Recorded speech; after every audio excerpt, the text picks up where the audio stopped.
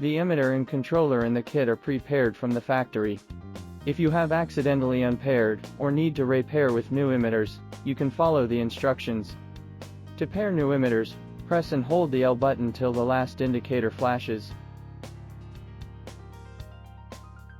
Turn on the emitter, it will automatically pair with the controller. Once it's successfully paired, the last indicator will stop flashing.